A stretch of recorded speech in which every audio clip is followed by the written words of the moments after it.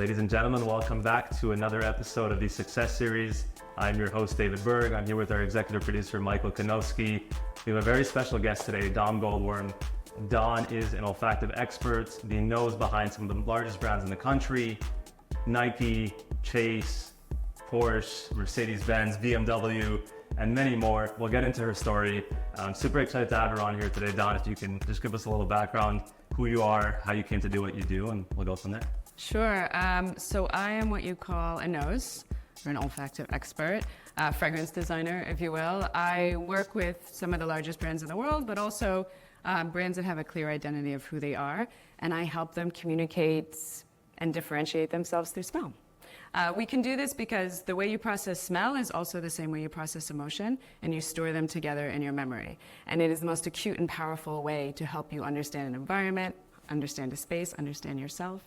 And so we help brands do that so they can better have and build a tangible emotional community around their audience, and then in turn that creates loyalty. Beautiful. We spoke a little bit before the podcast, but there are many few people in the world that do what you do, and especially at a very high level. How did you know that this was a gift you had? Was it always inherent? How did that come about? I did not know that this was a gift I had. I thought that I was going to work in art, or in fashion, in fact. I went to undergrad at NYU. I studied art history and business, and then I went to graduate school at Sotheby's, studying art business. And I had happened to intern at Avon when I was, I think it was like 2020, something around there. I can't remember exactly. Yeah. It was only a few years ago. And I interned at Avon, and I really liked it. I was doing trend forecasting for them. And I didn't smell anything, but it happened to be in the fragrance department. And I became friendly with the fragrance director. And then, I went on with my life and graduated. And when I was in London finishing up graduate school, she called me and said, "Hey, do you want to start working for us?" And I wasn't really into the art world. Sotheby's and Christie's and Phillips weren't cool like they are now. They weren't selling Supreme. It was still kind of the dinosaur of, dusty art world. And it wasn't really talking to me. And so I came back to New York, and she sent me to IFF, International Flavors and Fragrances, which is a perfumery house and school. And I had my nose tested. And surprisingly, I tested well. Surprisingly to me. What does that look like? I didn't even know there was a nose test. There is a nose test. What is it? How does it come about? So do you know those little paper strips that you see at Sephora? Sure. They're called blotters, or mouillettes in French. And so he would say, "Listen, you're not going to know any of this. You've never trained. You're not going to know anything. Just sit down, and I'm going to see how your brain works." And he didn't say it in so many words, but I was like super neurotic. I was like, "I'm an academic. Right. I don't know how to do this." He's like, just relax and sit down. You either have it or you don't. I'm like, "I either have what?" He's like, just sit down. So I sat down. He gave me a blotter. He said, "Just explain what you're smelling to me." And so he gave me the blotter, and I said, "Okay, it smells like a flower." I said, "Good." I said, "It smells pink." I didn't know I was a synesthete at the time, which I can explain later if you want. I was like, "It smells pink." He's like, "Okay, what else?" I said, "I don't know, it kind of smells old-fashioned, And he said, "Okay, good. It's a rose. It's floral, it's waxy, it's heavy, it's green, it's spicy, it's a little bit citrus. It's Rose Absolute." And I was like, "Okay, interesting." Right. A few blotters later, he gave me something else. He said, "What does it smell like?" Now, keep in mind, I'm like 22. He says to me, "It smells like a mojito." I'm 22. And he says, "Okay, anything else?" I said, "Well, it's kind of making my nose tingle a little bit." And he said, "Great, well, that is mint. It's aromatic, it's green, it's cooling on your nose." I was like, "Oh, okay." I'm getting closer, it's okay, and this is happening. Mojito, rose mojito. Yeah. And then a few blotters later, he gives something to me. He says, "You're not going to know what this is, but tell me what you smell." And I said, "Okay, I smell rose." He said, "Good, what else do you smell?" I said, "I smell mint." He goes, "Perfect. Rose and mint together equal geranium." That's geranium. And so he kept doing that to see if my olfactive memory could learn and store in real time and then bring it back and separate from other ingredients. And so he did it with jasmine, which is benzyl acetate, and endol, which are two ingredients. So I learned each, and then when I put them together, I had jasmine. When you add wintergreen onto that, you have ylang, coconut, and methylanthanolate, which is grape. You have tuberose. And he kept doing this to see if my brain could learn in real time, put everything together, put it into my memory, and then bring it back out and pull it apart. Wow. And I could do it. Yeah. And so at the end, he was like, "You have it." And I was like, I have "Do what? I need like a booster or medicine? Like I have what?" Right. And he's like, "You're so," and I was like, "What?" He was like, "This is what you need to do." He goes, "You need to start training in the perfumery school, and this is going to be your life." And I was like, I don't know, this seems really strange. Like, I'm just going to sit in a room and smell things all day? And he was like, oh my God, trust me. So I did. And I didn't realize how big of an opportunity this is. There's 2 to 3 students a year that get into this school.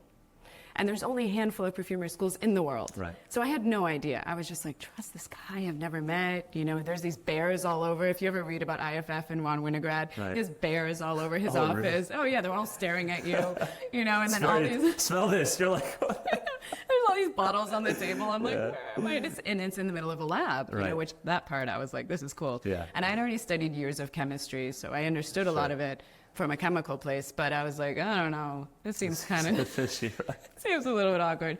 But I took a chance, you know, one of the risks that I've taken in my life, because it was a risk, and I completely fell in love with it, and I've never looked back.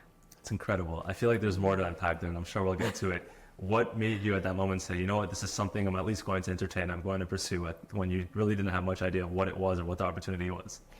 I think, you know, it's funny, or maybe not so funny now that I'm saying it with this phrase. You know, I started reading about Kabbalah when I was 14, after I'd been bat mitzvahed.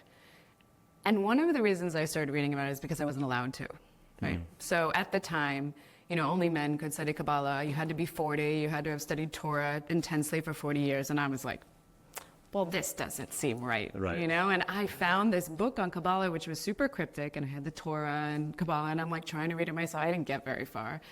But I did know that in any spiritual practice, because I started studying like Zen Buddhism and Taoism with my dad in high school, that intuition is a very large part of how we kind of can operate in this world. And as women, we are in touch with our intuition pretty well. Right.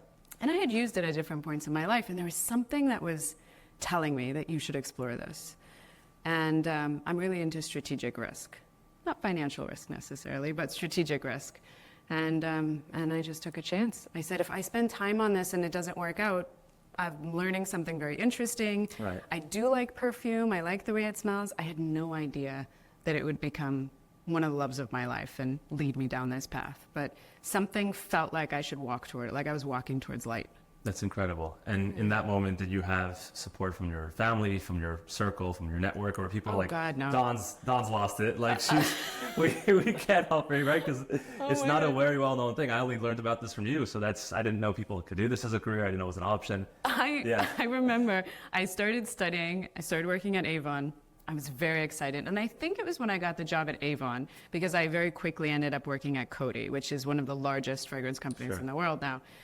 I wasn't sure if I was still at Avon or I just got a Coty, but either way, I was very excited that I had this job. And I remember being at my parents' house, walking down the stairs, talking to my Nana, may she rest. And I said, Nana, I have this amazing job. This is what I do. I'm studying at perfumery school. And I was telling her I was so jazzed up. And I stopped talking. And she said, well, you know, that's just great, honey. So when are you going to get a real job? Oh. That must have been crushing, right? So no support. Yeah. And at the beginning, when I was working at Avon, they wouldn't hire me full time. They didn't have the headcount. And so I was working all these random jobs that were terrible and very challenging. It was very hard to have money. It was, you know, I didn't have enough to do anything. I was living in my sister's apartment. She happened to have a boyfriend that she was spending most of her time with, so I could be there. I mean, you know, talk about challenges up front. Yeah. There was a lot of them. Wow. And then there wasn't.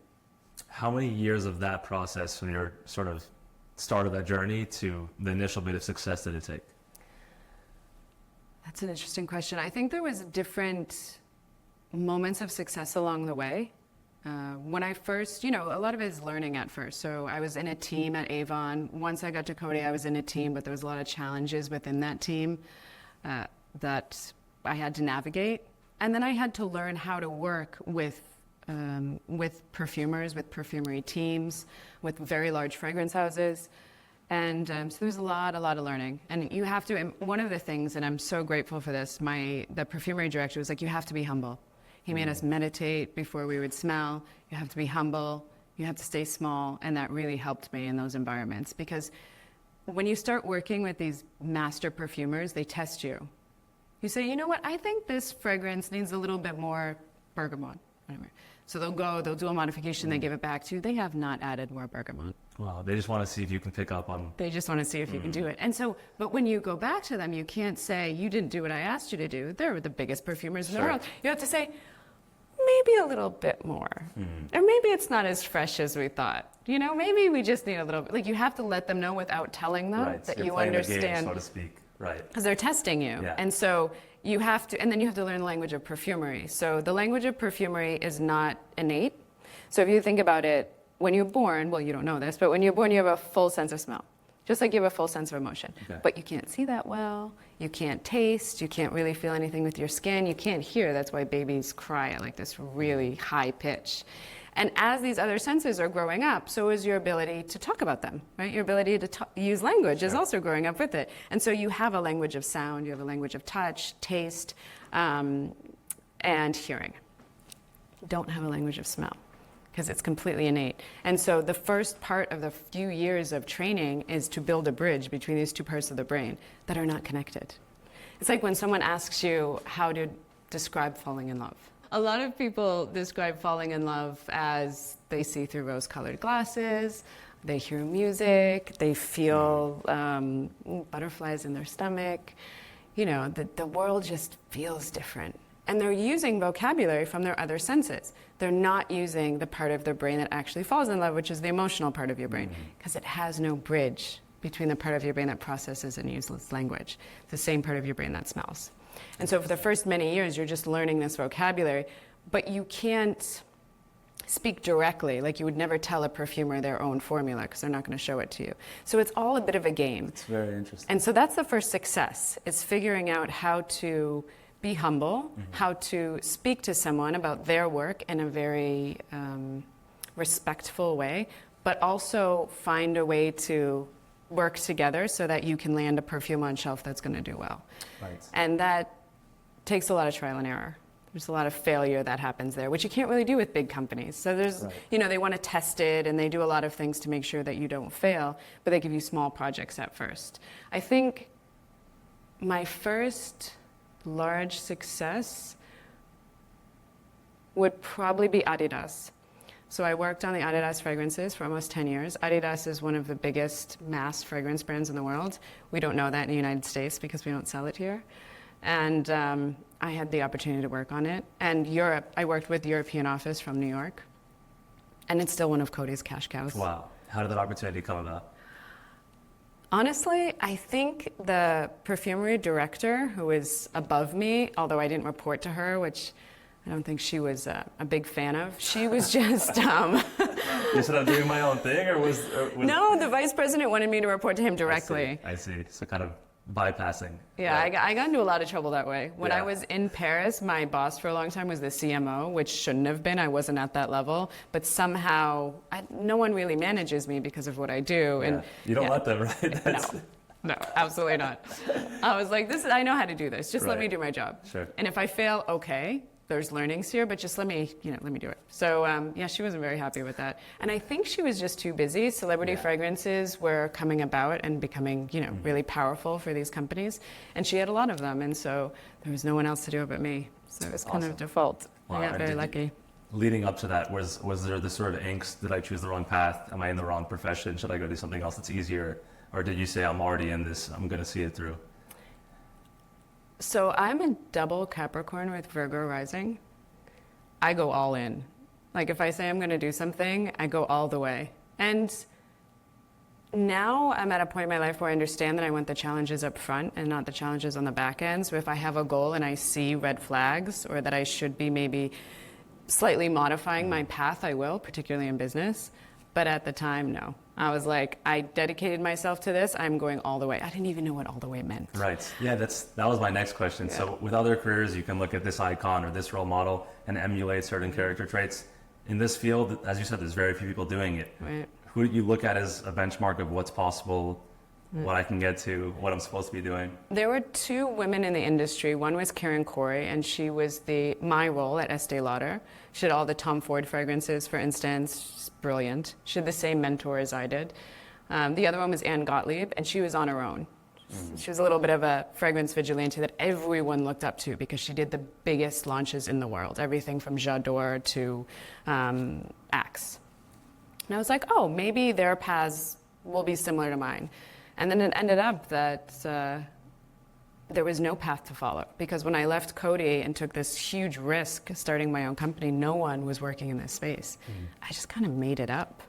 Really? Yeah. Well, I guess there's no wrong, there's no right. It's I was just like, I had this. So as I was working at Coty and in perfumery school, I was so in love with perfume. It was really, I mean, if I think about it, it's really one of the loves of my life. wow. And I could see how it was affecting people. I mean, you think about your olfactory memory. I mean, think of the way like your parents smell, or your first girlfriend, or your childhood, and you get overwhelmed with emotion. And I was loving this. And I was like, there's got to be more to this. So I went back to NYU in the evenings for graduate school again. I love school. And I was like trying to look neuroscience, sociology, psychology, consumer behavior. What can I find to show that this is affecting people's emotional response and behavior? And there was very little information.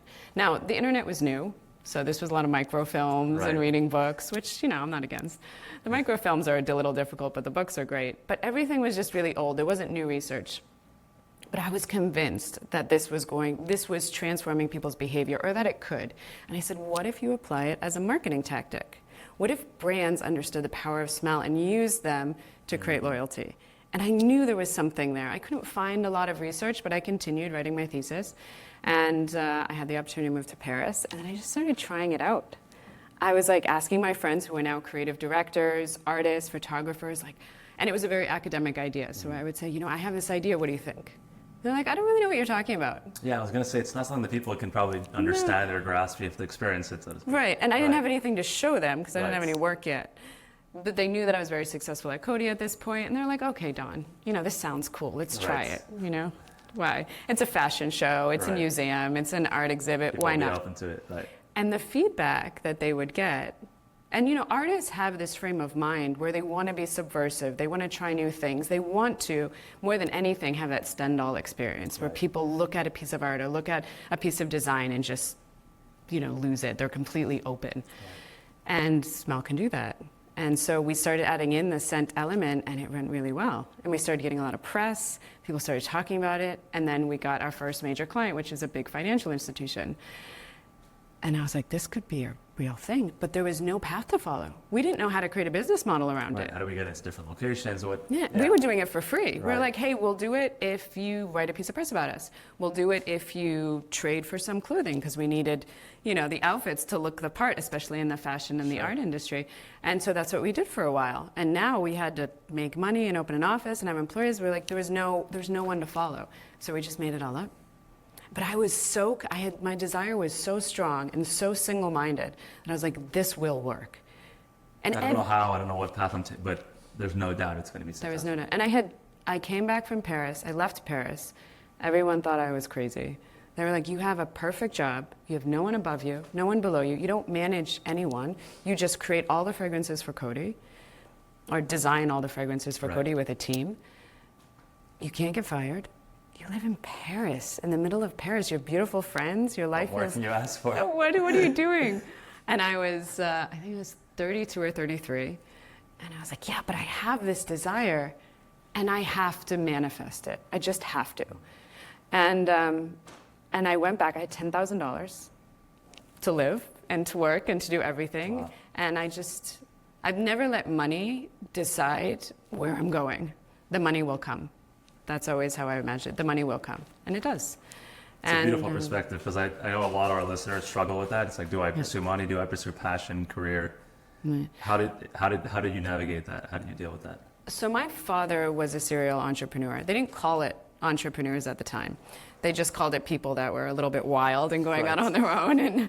And so I watched him create multiple companies, and my father was brilliant. He wrote algorithms for...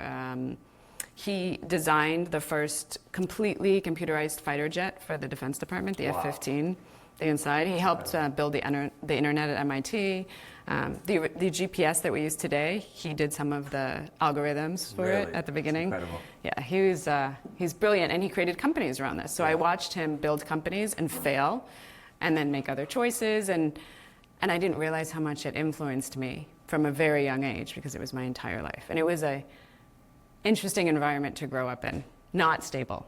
Right. Yeah, and for a Capricorn, you kind of need a stable environment. So it was a little bit traumatizing. And you didn't fear the entrepreneur path in spite of seeing many failures and struggles? I didn't know that was going to happen.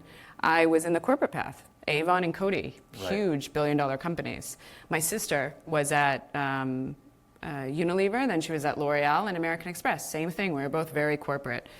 And then I stole her, because, you know, identical twin sister. Can't do anything about it. Identical twin sister. Wow. Yeah. But I never thought that I would do what my dad did. But what I got ingrained in me was two things from my father. Three things. One, be very good at what you do. Be the smartest person in the room. He was always the smartest person in the room. And yes, he had natural ability, of course, but he was constantly studying, constantly looking at physics and mathematics. So that was the first thing. And I was like, and that's what I did in perfumery. I'm constantly researching. Well, to this day, you're still all the time. Into it. Yeah. Every time I'm in a new place, I smell everything. And I take apart the pieces, and if I don't know what's going on, I find out why. Like I was in Morocco recently, and I go regularly, and it smelled different. And the ground is heating up. And so the chemicals, the volatile chemicals that are coming up are things that I haven't noticed before. Wow. And it's because of global warming. And so I'm really interested to travel to other places that I haven't been to in a while to see if the ground smells different. Wow. So I'm constantly looking at what's happening because it affects how, olfactively, how we live our lives and what that means in terms of comfort, safety, whatever, which is a whole nother conversation. But so like be really good at what you do. If you can be the smartest person in the room. Again, not because you naturally are, but because you make sure that you're on top of your game at all times. Two, your passion is everything, and you can't be deterred. You have to be steadfast. There's days where you just don't want to do it. You know, there are days where you fail. We used to fail at something every day at the beginning. You know, whether it was buying toilet paper, because we started the company out of our apartment, or if it was like really messing up a deal, a contract, whatever it might be. So the passion is everything. Just let the passion continue to fuel you and fire you. Have a raison d'etre. Like why? So I started studying like Taoism with my father. I remember sitting on his floor in his office, you know, and he always looked at the spiritual or mystical side of things. I remember there was something that happened in our family when we were in our 20s. And my father was good friends with Mahatma Gandhi's granddaughter. Wow. And he said, Dawn, we need to figure this out. Like he came to me and so we were on a conference call with him, her, and me. Like, how do we figure out this from a spiritual place? We know what to do in the real world, how to take care of this. We'd have to take really strong actions against a particular person, which could impact the rest of their lives. But what they did was very wrong. Do we do that? Is that our choice to do that? And we ultimately had to make a decision. So it was those kind of three things that I took, and I didn't even realize I took it, right? And have led me throughout the rest of my life. To this day. For people that are on the outside, whether it's any spirituality or specifically Kabbalah, like we're discussing, why should they be open to it? If they're in pain, how would you talk to them in the perspective of, look, I'm in pain. I don't want to go somewhere where I have to be around a lot of people, right? Usually when you're in pain, you're isolated, and going to a physical center or being in a class with hundreds of people is overwhelming. So what would be your advice to them? I would say I'm not a joiner. I don't feel comfortable in large groups of people, partly because I'm an introvert and You're an introvert. I'm totally an introvert. In spite of what you do, which is very, right? You're like the queen of extroversion. So. Well, you can see like my home is, there's a lot of white. I come home and I just kind of stare. Right. Oh, really? I need to like recalibrate. Well, Simon said something interesting to me. He said, introverts are people, when they are around other people, they lose energy, right? Because they're giving it away. Extroverts gain energy. So they get really jazzed up after they've been around a lot of people. I am definitely an introvert. Yeah, I'm an introvert as well then, if that's the case. Yeah, I always feel drained. You always feel drained, right? I always feel drained, yeah. Same. And so I love going to the center because I love being around everyone, but then I really like being at home afterwards because I need to. Right. Yeah. So what part of that do you enjoy then if you do feel like you're losing energy just to replenish, as opposed to being at home where you can be at that sort of high level of energy and feeling? I think that we are not meant to be alone in this world. If we were, we would all be very isolated. You know, Rousseau wouldn't have figured out that, you know, communities are what helps build us. Yeah, and how to merge and how to do it and how to procreate, you know. So I think that's the first thing, in realizing we're not meant to be alone. And I know now, especially anyone that was in high school or in college with COVID and everything became on Zoom and very isolated and very distant, and now you're feeling, how do I re-engage? And it feels uncomfortable, for sure. Yeah. One of those things is smells. You could control all the smells around you, and now you have smells of other people, which can be triggering and which can be very uncomfortable, especially if you don't know those smells because you don't have an emotional experience with them. But everything is energy, everything. So if you're in pain, whether it's physical pain, like you really don't feel good in your body, or mental pain or emotional pain, it's because it wants to leave. It's just negative energy. Let it leave. And if you can't do it on your own, which most of us can't, that's what the community is for. That's what a teacher's for. That's what these practices are for, whether it's Kabbalah or something else. It's the study of energy. It has to leave your body. Let it go. Stop holding on to it. We hold on to pain, like, because we know it and because it feels comfortable. It makes us feel comfortable, right? Yeah, and if you want to experience more joy, if you want to go to that next step in your life, let it go. And it's the hardest thing to do. It's the first, just let it go. Stop holding on. You know, and once you do that, I feel like, at least it happened to me, people come into your life to help you let it go. And then you become very curated with who's in your life. Right. And how they show up. Because some people feed it, and they want you to stay, and some people pull it out of you and help you grow. Right. So. Beautiful. The last thing we'll ask you, and I think looking through the lens of your younger self is one of the best ways to share with others. Sure. If you were back at 15 years old and you could give yourself one message, what would it be? 15, huh? 15. Let's say teenage, younger, early adulthood. I like 15. I went to boarding school at 15. Felt it. 15. It was a big transition period for me. It was my father sold his first company at 15. We moved from a small house to a big house across from the country club. It was new experience, but I went right away. I went to boarding school, and again, no internet, no cell phones. And for the first time in my life, I saw these kids with so much money, so much wealth.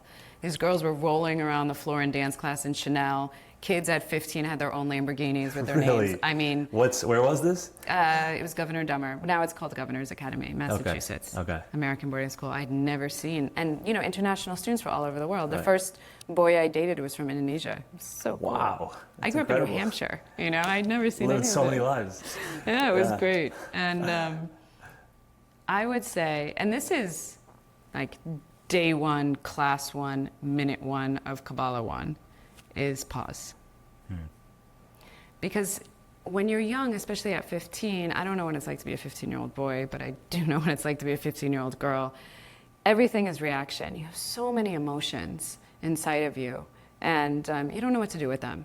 And they feel so real, and they feel so close to who you are and your identity. And you really want to express them because you want to express who you are. It's a big part of being 15, right? And you're coming into yourself, and you want to feel strong, but you're very insecure. So a lot of the way you do that is through expressing these emotions. Sure. And I would say to pause. Because the pause, it's not only to not hurt others, right? The first moment of the pause is, okay, don't act. Which, as a ballet dancer, I can do the not acting. Don't speak harder, right? Don't show up energetically the way you're thinking. That's more challenging because people respond really to energy more than anything else. But more importantly than any of those, stop doing it in your own brain. Like, stop reacting inside, stop judging, stop letting the opponent take over, the ego, the darkness, whatever it is, and just take that pause to reconnect with your soul, reconnect with the creator, whatever it is, into that place of joy, and go from there. If I would have known that at 15, I would have, game changer. Oh, game changer. I would have been so much happier. It's good you have it now. Yeah. Dawn, thank you so much for being on. It was an absolute pleasure. Guys, thank you for tuning in. We'll see you next week.